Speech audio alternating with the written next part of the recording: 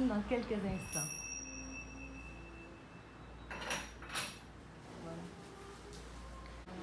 Alors, tu me poses des questions ou comment on fait? Là, je vais juste montrer aux gens un coin qui te représente bien, la spiritualité. On va montrer l'endroit. C'est un très bel endroit. Ici, tu viens travailler, c'est voilà. ça? Donc ici, il y a les bains de gong. Il y a des classes de yoga, différentes sortes de yoga. Il y a Kundalini Yoga, il y a Anusara Yoga. C'est d'autres personnes. C'est un centre d'acupuncture ici, Voilà. ici où on est à Si tu Playa veux. Car phase 2. Voilà. Il y a un beau Ganesha ici.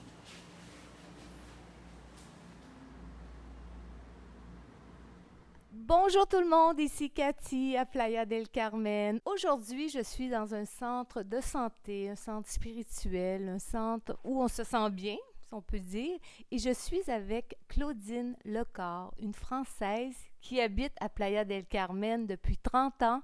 Je vous la présente dans quelques minutes après ce qui suit. Je veux de l'amour, de la joie, de la bonne humeur. Ce n'est pas votre argent qui fera mon bonheur. Moi je veux crever la main sur le cœur. Allons ensemble découvrir ma liberté. Oubliez donc tous vos clichés. Bienvenue dans ma réalité.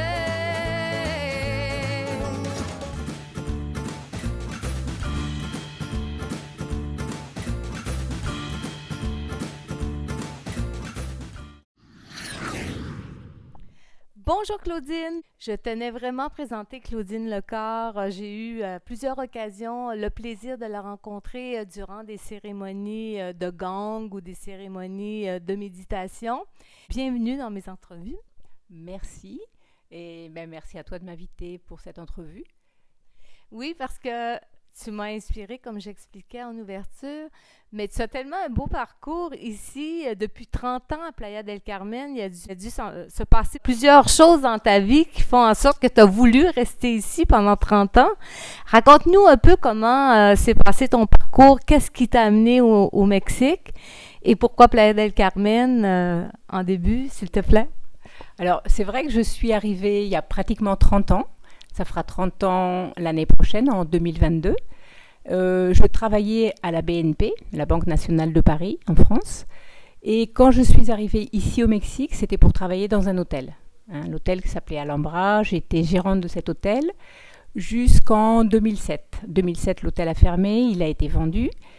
Et après, j'ai commencé à étudier l'acupuncture et je me suis tournée vers toutes les médecines parallèles, et puis le yoga, la méditation, voilà. Tu es devenue une thérapeute du corps et de l'esprit et une personne qui a fait beaucoup ici aussi. Je pense que tu aides les gens, des communautés mayas aussi, donc tu fais beaucoup pour la communauté, puis je trouve ça très touchant. Et les méditations de gang que tu fais, on en a un derrière. Ben, il est derrière moi, on vous l'a montré au début. Mais c'est vraiment inspirant, puis c'est touchant.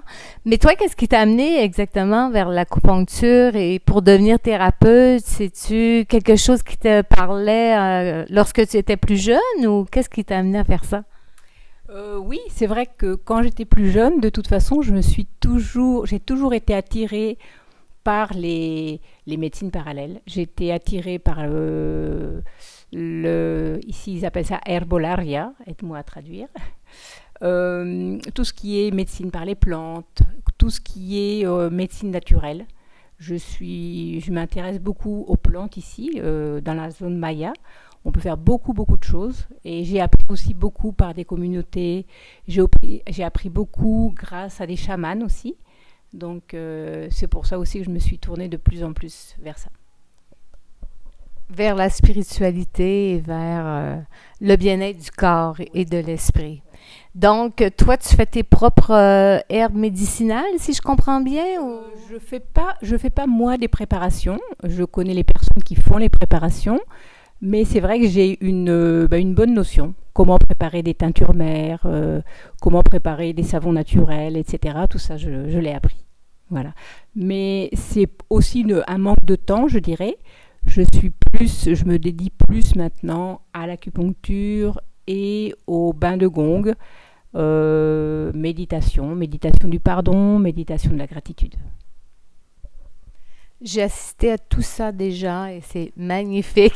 Ça fait du bien au corps et à l'âme, à l'esprit aussi. C'est pour le bien-être du corps et c'est vraiment un bonheur de participer aux événements de méditation et de gang de Claudine. Mais avant ça, toi, comme si on revient un peu à ton parcours, tu es de française et tu es ici depuis 30 ans. Étais-tu venue en vacances au départ ou Alors oui, je peux raconter l'histoire un peu. En fait, j'ai demandé un congé sabbatique quand je travaillais à la banque pour partir aux États-Unis parce que mon idée c'était d'apprendre l'anglais, enfin de me perfectionner en anglais. J'avais une base très très légère, j'allais dire. Et en fait, aux États-Unis, j'ai connu une personne qui habitait à Guadalajara et qui m'a invitée à passer le reste du temps avant de reprendre mon travail à la BNP, qui m'a invitée à Guadalajara. Donc, je suis partie à Guadalajara. Je l'ai aidée dans ses boutiques de diététique. Je l'ai aidée à garder son petit de 5 ans. Et de Guadalajara, j'ai connu une personne de Cancun qui m'a fait rester ici. Voilà. Qui allait avoir un bébé. Elle m'a présenté au propriétaire de l'hôtel où j'ai travaillé. Donc, après, ça a été très facile pour moi de rester. et c'est de là que tu as appris aussi la langue espagnole parce que tu parles très bien espagnol, tu es trilingue, oui. Oui, maintenant oui. L'espagnol, je dirais, c'est ma deuxième langue. Je rêve en espagnol, c'est vrai. Je pense en espagnol, je rêve en espagnol. Et quelquefois, quand il faut parler en français, j'ai des mots qu'il faut m'aider à traduire, en fait. J'ai perdu certains mots. Et puis l'anglais, oui, j'ai une bonne base en anglais maintenant, bien sûr. Bien, pour avoir assisté à tes méditations que tu fais en espagnol, on voit très bien que tu es très à l'aise en espagnol. Depuis 30 ans, c'est compréhensible aussi. J'ai bien hâte d'être rendue là aussi, moi. Mais après 8 mois, faut que je pratique plus. Et donc, ton parcours a fait en sorte... Ben, c'est comme on dit, hein, il n'y a pas de hasard dans la vie, Dieu guide. Et toi, tu étais vraiment destiné à ce que je viens d'apprendre de ton histoire, à venir ici au Mexique et à tomber en amour avec le pays, si je peux dire. C'est vrai. Et pour dire qu'il n'y a pas de... En fait, on dit qu'il n'y a pas de coïncidence, mais c'est vrai. Un petit exemple, quand je donnais la méditation du pardon, un jour j'ai une personne qui habite en Belgique qui m'a téléphoné et qui m'a dit: je viens de rencontrer en Espagne une Allemande qui m'a dit: si tu vas à Playa del Carmen, va voir Claudine. Alors c'est pour te dire et qui voulait faire la méditation du pardon. Et ça l'a aidé énormément. C'est une personne qui est toujours ici d'ailleurs. Maintenant, elle a acheté une maison ici, elle habite ici. Et c'est une personne qui a perdu son fils et qui a voulu pardonner à son mari parce que c'est son mari qui était responsable de sa mort. Et là, ça m'a énormément touchée et je me suis aussi beaucoup posé de questions. En me disant, si cette personne peut pardonner, qu'est-ce qu'on ne peut pas pardonner? Donc c'était très, très touchant pour moi. Mais justement, il y a des choses qui sont difficiles à pardonner, mais je pense qu'on peut tout pardonner si on le décide aussi. Est-ce que tu penses que c'est un choix? C'est un choix parce qu'effectivement, pardonner, quelquefois on pense, pardonner c'est oublier. Pardonner c'est dire: oh finalement c'était pas si grave que ça. Alors que c'est pas ça du tout. Pardonner c'est vraiment dire: j'ai envie de me libérer de ce poids, à la rigueur de cette rancœur, de cette haine, parce que c'est nous qui allons nous rendre malades. Il y a un petit dicton qui dit, je crois que c'est le Bouddha, qui dit, alors en français, la haine, c'est un poison, et c'est comme si on va dire, pour embêter l'autre personne, c'est comme si c'est toi qui prenais ce poison. Pour dire que tu vas t'empoisonner toi-même par quelque chose que tu ne peux pas pardonner, tu vas avoir un cancer, tu vas te faire des maladies, simplement parce que tu ne peux pas pardonner à ce qui s'est passé. Voilà. C'est là qu'on voit que le pardon est très important aussi parce que sans ça, tu donnes ton pouvoir à l'autre et en donnant ton pouvoir à l'autre, tu te rends malade aussi parce que ça te gruge à l'intérieur. Exactement. Et puis, peut-être aussi comprendre que ce qu'a fait la personne, il y a une raison, déjà. On veut quelquefois pas voir aussi loin, mais tout a sa raison, tout a sa raison d'être. Alors, bien sûr, il peut y avoir des personnes qui vont pas penser vie antérieure, peut-être un autre sujet, moi j'y crois. Je crois énormément à ce qu'on a fait, il y a certainement une raison si on retrouve cette même personne. Quand toi tu es venu à ma méditation, on avait vraiment l'impression de se connaître. Hein, je t'ai même donné une petite pierre. Oui. Et je vous ai montré. Voilà. Et je pense que les énergies se retrouvent, en fait. Je pense que c'est ça. Et quelquefois, effectivement, on peut avoir un père, une mère, un mari qui nous a fait du mal, quelqu'un qui nous a fait du mal, mais est-ce qu'il y a quelque chose derrière ça ?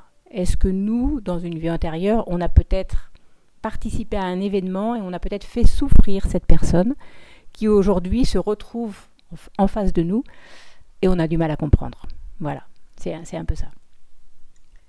Bien, moi, je crois à la réincarnation, justement, puis comme tu viens d'expliquer, c'est que dans d'autres vies, on a été peut-être le maître, et dans cette vie-ci, on est l'élève. Fait qu'on apprend qu'est-ce qu'on a fait vivre à une autre personne dans une autre vie, et c'est de là l'importance de faire une méditation du pardon, comme toi, tu fais ici dans des rencontres spirituelles avec les gens pour les aider. Tout à fait. Et j'ai passé 6 mois en Inde, en 2000. Et c'est vrai que j'avais rencontré un maître là-bas, dans un ashram, qui m'avait énormément touchée parce que la première fois qu'il m'a vue, il m'a demandé « Mais qu'est-ce que tu viens faire ici en Inde ?» Et je lui ai répondu « En fait, je cherche un peu à comprendre la souffrance. C'est un de mes sujets qui me trotte dans la tête depuis très très longtemps. J'essaie de comprendre la souffrance. » Et il m'a beaucoup vexée à ce moment-là parce qu'il s'est mis à rire, mais vraiment, la souffrance, quelle souffrance, quelle souffrance.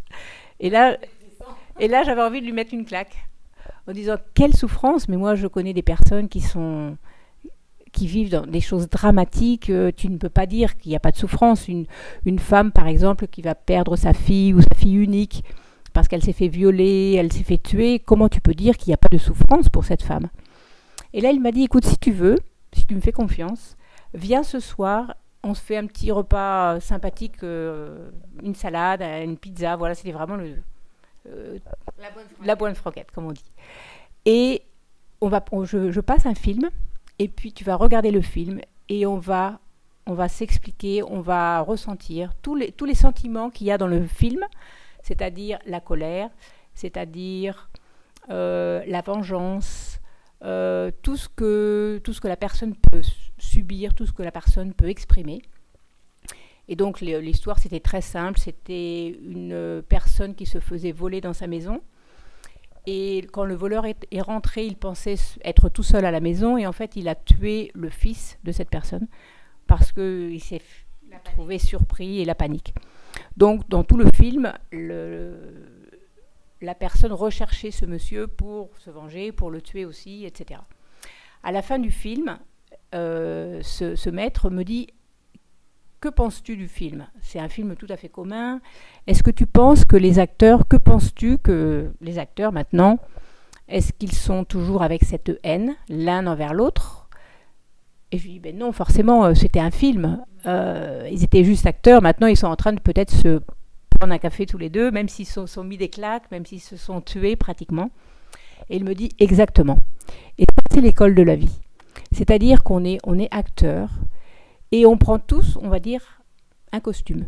Alors toi, tu as pris le costume de Cathy, la Canadienne, etc. Moi, j'ai le costume de Claudine, la Française, qui vient ici, qui travaille à la banque, qui maintenant fait de l'acupuncture, qui maintenant fait des classes de yoga. Et c'est ce que j'ai choisi pour faire de l'expérience. Mais celui que je rencontre dans la rue maintenant, qui est mendiant, par exemple, qui est borracho, comme on dit borracho, Et voilà, celui qui est voilà, le mendiant ivre dans la rue, la personne prostituée, etc. Toutes ces personnes-là ont choisi ça. C'est pour ça qu'on ne peut pas juger. Celui qui a choisi le costume de président de la République et celui qui a choisi le costume du mendiant dans la rue, en fait, c'est la même chose. C'est une expérience qui va être amenée à vivre dans cette vie pour faire l'expérience. Et là, c'était très bien expliqué. Il me dit, toi, on est dans une école. C'est comme si c'était une grande scène de théâtre, la vie. Et puis, chacun a pris un costume. Et au moment où, on va dire, le directeur du théâtre va diriger ses acteurs, peut-être qu'un acteur va dire, oh, moi j'ai envie d'être le président. Oh, moi, j'ai envie d'être la femme qui est trompée. Oh, mais moi, j'ai envie d'être le mendiant dans la rue, je ne l'ai jamais fait, ça doit être drôle. Et voilà. Et c'est pour ça qu'on ne peut pas vraiment juger. Quand on juge, c'est qu'on n'a pas compris qu'en fait, on est vraiment acteur dans cette vie. Voilà. On est venu ici pour jouer un rôle par rapport à des karmas de vie antérieure, j'imagine aussi. Hein? Aussi. Mais c'est vrai pour apprendre quelque chose et puis pour évoluer, pour aider les autres, etc. J'aimerais savoir, est-ce que tu te souviens du titre du film que tu as écouté en Inde avec le maître? Alors, c'était un film gendarme et voleur, quoi. C'était vraiment, on va dire, le plus simple. C'était pas pour l'histoire, on va dire, c'était simplement pour essayer de retrouver des sentiments comme la haine, comme la colère, comme la tristesse, tout ce qui se passait dans le film. À chaque fois, le maître me disait, regarde là, il est très en colère, regarde comme il est triste, il a perdu son fils, regarde comme le voleur a la peur, etc. Donc tous ces sentiments, c'était pour essayer de me faire comprendre ça. Te faire comprendre que dans la vie, c'est qu'on a un choix, soit de s'ancrer dans une peine qui va te mener nulle part, je dirais, ou sinon de t'amener vers une compréhension qui va t'amener comme plus loin encore et t'amener des réponses selon ce que tu as à vivre dans cette vie-ci, si je résume bien. Oui, c'est vrai. Voilà. C'est un peu toi qui choisis parce que tu as envie de faire l'expérience dans cette vie on va dire de celui qui va être volé, de celui qui va voler, etc. avec toutes les conséquences, évidemment, que ça va entraîner. Parce que tu te projettes et tu te façonnes ton karma. Si tu vas voler des personnes en ce moment, tu vas aussi te faire un karma. Si tu vas tuer des personnes, tu vas aussi te faire un karma. Si tu vas essayer de piéger ton voisin, tu vas certainement le retrouver après, peut-être pour payer ça. Peut-être certainement ta propre conscience aussi te dictera ça. C'est ça que je veux te poser. Ce qui t'a amené en Inde aussi, c'était une quête pour découvrir qui tu étais. Mais pourquoi la souffrance, justement? La souffrance parce que j'avais l'impression, moi, c'est vrai que comme beaucoup de personnes, je suis née dans une famille où on a été baptisé, même si on n'allait pas à l'église, etc. Moi, j'essayais de rechercher, on me disait Dieu est bon. Alors je disais, si Dieu est bon, pourquoi il y a des gens qui souffrent Si Dieu est juste, pourquoi lui? Qu'est-ce qu'il a fait? Donc j'en suis venue petit à petit à la réincarnation. Ça me satisfaisait de savoir s'il y avait une réincarnation. Ça me paraissait plus juste de savoir que peut-être cette personne-là était handicapée, cette personne-là souffrait telle chose. Tu avais quel âge à ce moment-là? J'avais 16 ans quand j'ai commencé à me poser des questions. Voilà. C'est quand même jeune, 16 ans. Mais moi, je le sais que ça a toujours fait partie de moi comme de quoi que la réincarnation existait. Je ne sais pas si c'est parce que j'ai eu un accident à l'âge de 13 ans, que j'étais dans le coma, puis peut-être j'ai fait un ami, je m'en souviens pas. Mais j'ai toujours su qu'il y avait une vie avant celle-ci, là.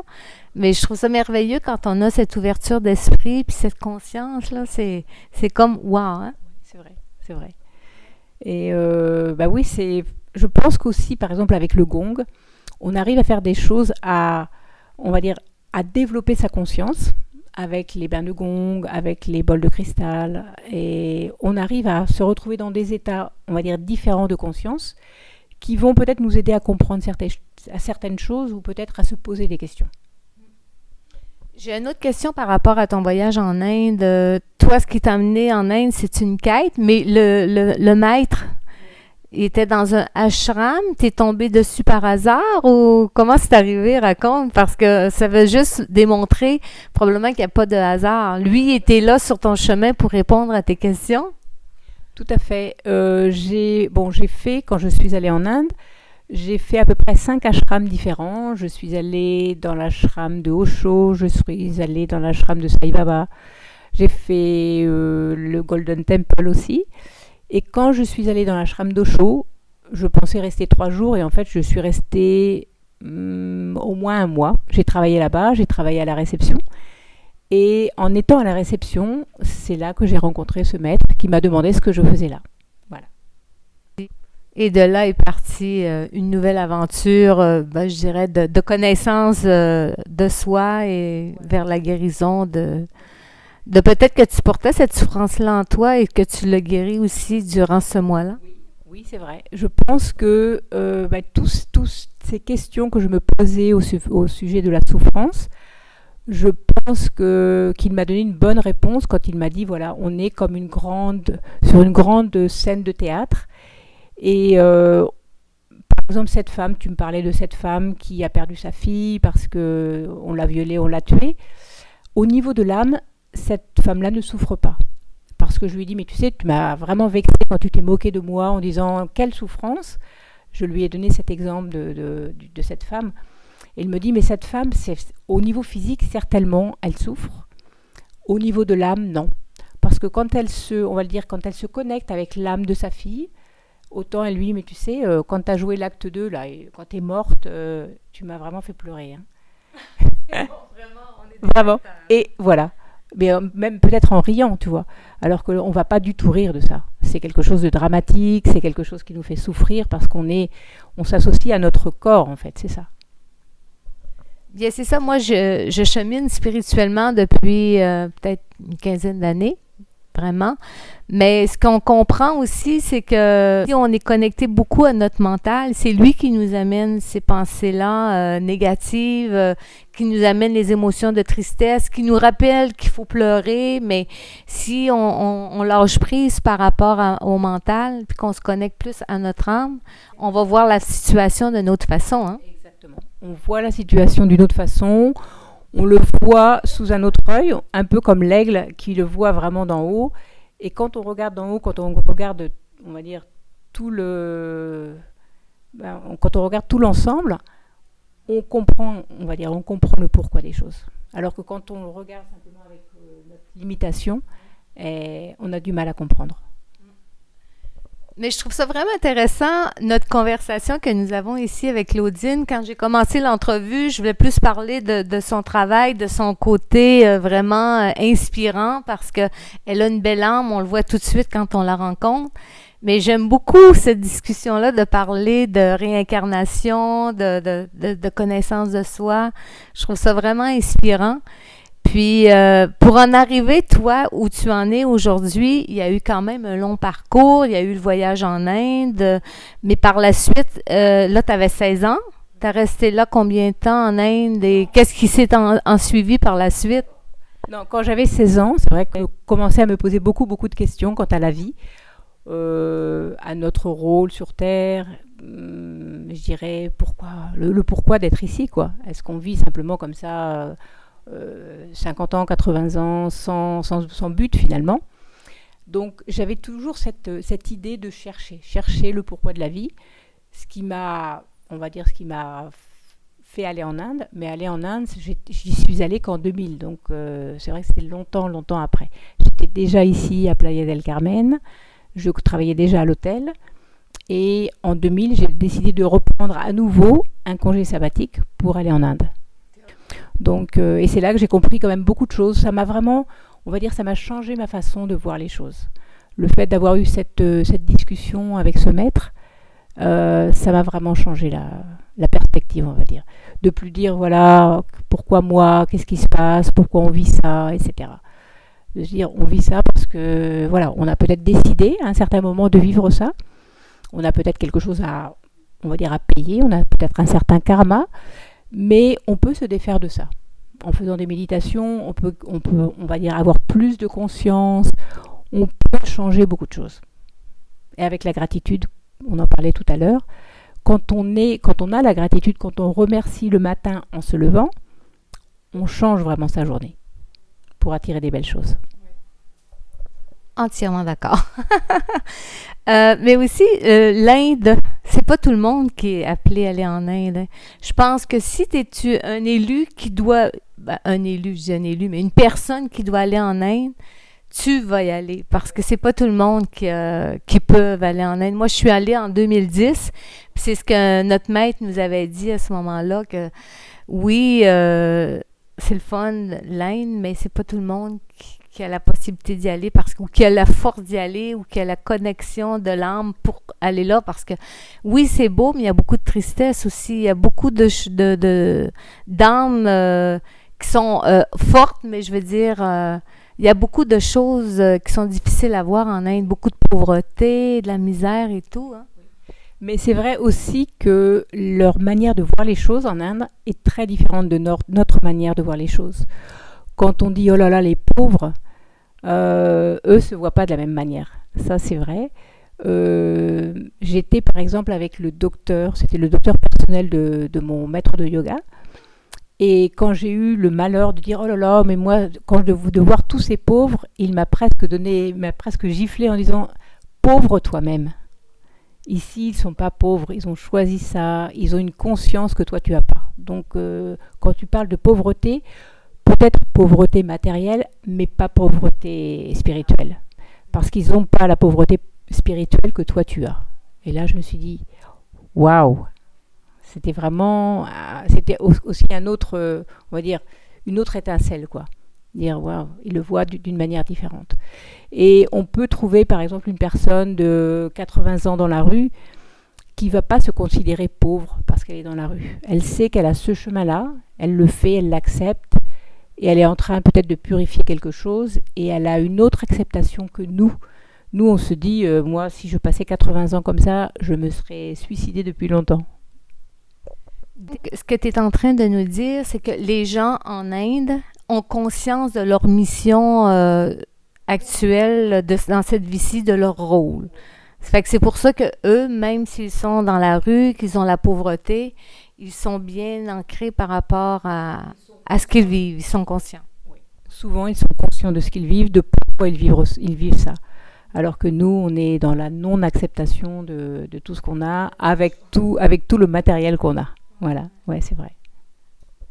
Même ici, à Playa del Carmen ou dans plein de secteurs du Mexique aussi, avec les Mayas qui sont dans la rue avec les enfants de 1 an, 2 ans qui sont encore à minuit, 1 heure du matin à vendre des articles avec leurs parents.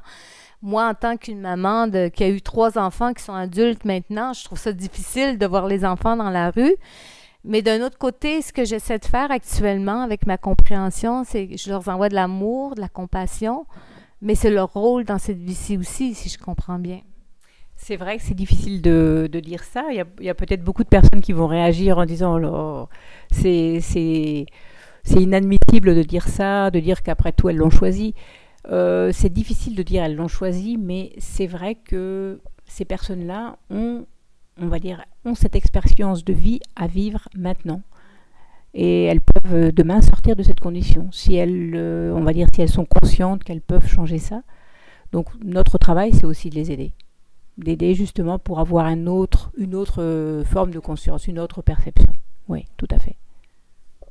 C'est très intéressant. Puis si on change de secteur de pensée avec ce qu'on vit actuellement dans la pandémie mondiale, et que les gens, tu sais, qui sont comme fermés par rapport à aller chercher une vérité, qui jouent un rôle de peur, ça aussi, c'est un rôle qu'ils ont à vivre dans cette vie-ci aussi, si on peut dire. Oui, mais je dirais que, par exemple, on parlait du gong tout à l'heure. La vibration du gong va élever notre fréquence, et c'est vrai que on sait que le virus va vibrer, on va dire, à une fréquence très basse. C'est-à-dire une fréquence de peur. Je pense que, il y a beaucoup de personnes qui le savent. Quand on est dans la peur, quand on est dans la haine, quand on est, qu'est-ce que je pourrais dire, dans la peur, dans la haine, dans la tristesse, notre vibration va descendre énormément. Et là, on va capter n'importe quoi. On va être malade, on va attraper la grippe, un virus qui passe par là, on va l'attraper aussi. Une personne qui va avoir une vibration beaucoup plus haute, qui va se maintenir dans cette vibration, elle va plus difficilement tomber malade. Et ça, c'est scientifique, hein. C'est pas moi qui le dis. Le champ magnétique, par exemple, au moment où on a peur, le champ magnétique se referme. Et le champ magnétique, c'est notre bouclier. Donc, au lieu d'être, on va dire, à 1 mètre autour de nous, le champ magnétique, au moment où on a peur, il est comme ça. Il est tout près, il n'y a plus rien, il n'y a plus de filtre. Donc, quand on n'a plus de filtre, il y a tout qui passe. Et on peut tout laisser passer.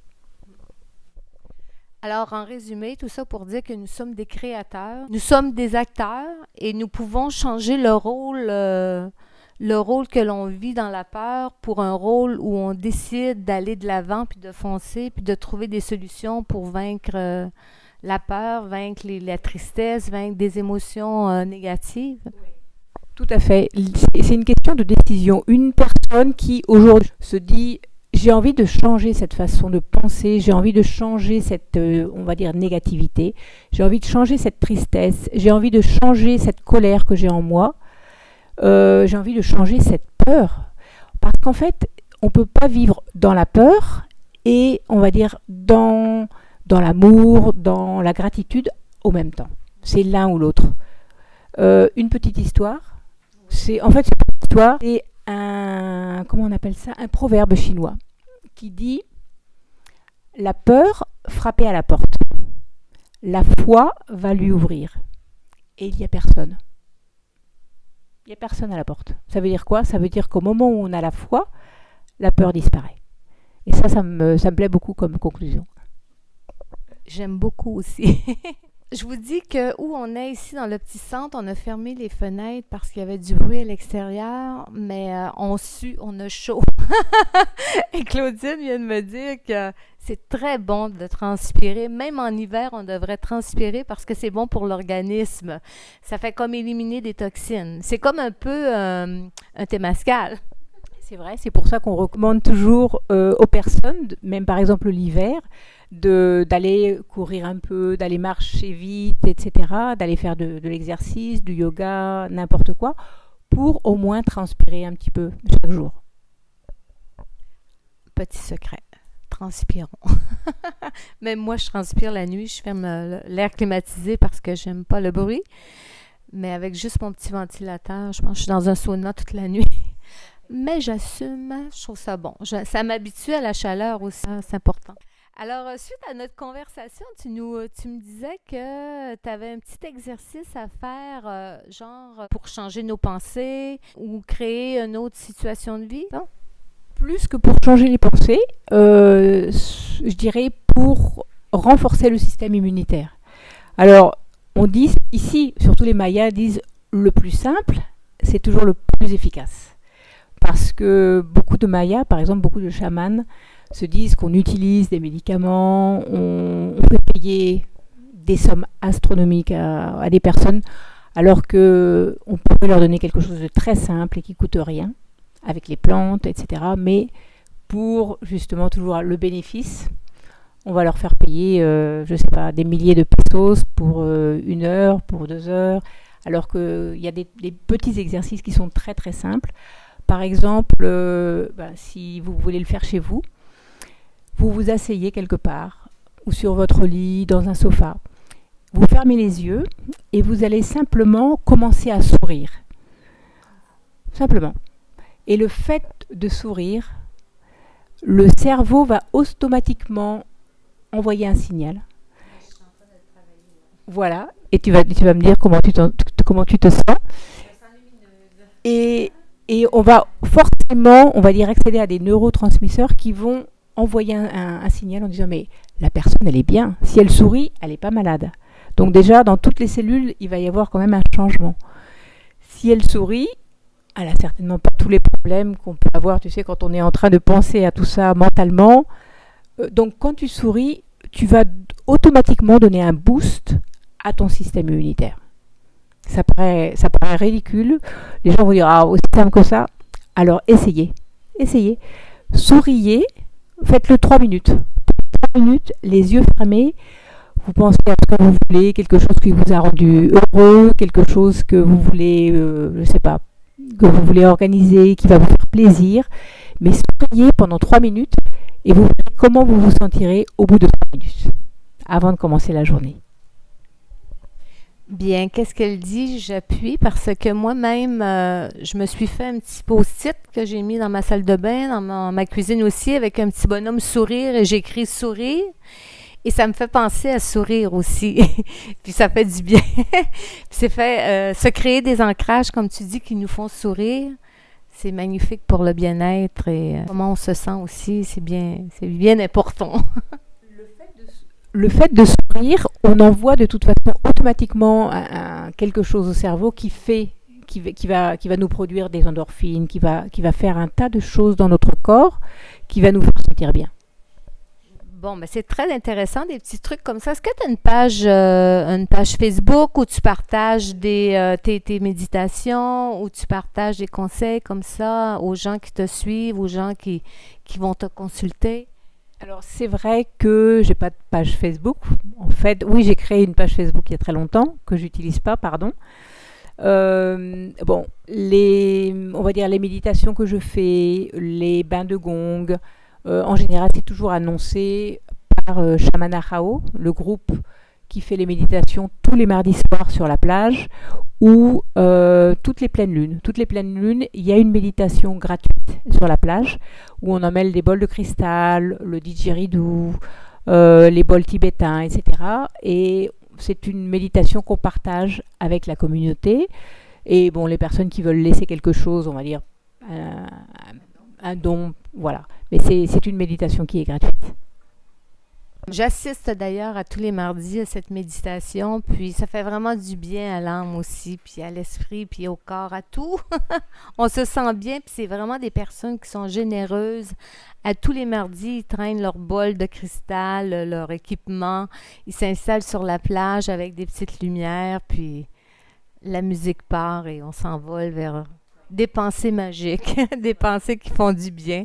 C'est vraiment des personnes qui sont vraiment ancrées, qui sont dans l'aide aussi pour que les gens se sentent mieux dans leur corps et leur esprit. Et moi, j'aurais, par rapport à vos cérémonies ou avec les méditations de gang, là, tu pourrais utiliser ta page Facebook puis faire des Facebook Live.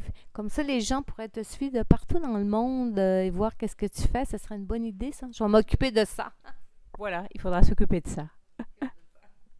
Alors, Claudine, je te remercie beaucoup d'avoir participé à mes entrevues inspirantes. Tu es vraiment une belle personne, bien ancrée, qui est bien établie ici à Playa del Carmen.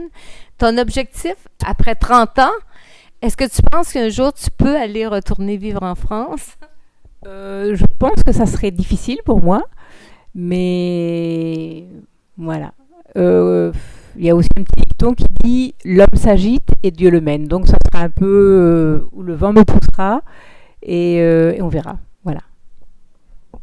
Autrement dit, tu es une personne qui est comme bien ancrée au moment présent. Donc, toi, comme tu dis, tu te lèves le matin dans la joie, l'amour, des pensées positives et tu vis ton moment présent et les synchronicités de la vie. Donc, tu vas voir où tout ça va te mener.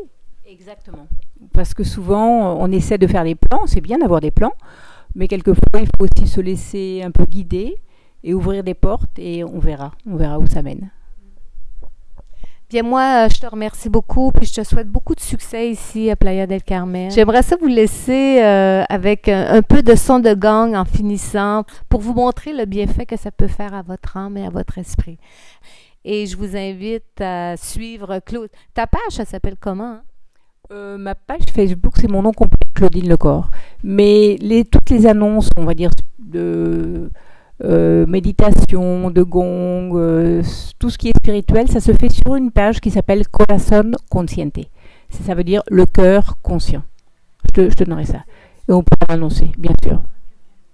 Je vais mettre ces informations à la fin de l'entrevue où on va pouvoir rejoindre Claudine pour la suivre sur Facebook, pour écouter ses méditations avec le gang et la suivre. Là-dessus, bien, je vous salue, je vous embrasse. Merci de me suivre sur ma chaîne Cathy Passionnée animateur Et merci tout le monde, je vous embrasse. Merci Cathy. Merci à toi. Bye tout le monde.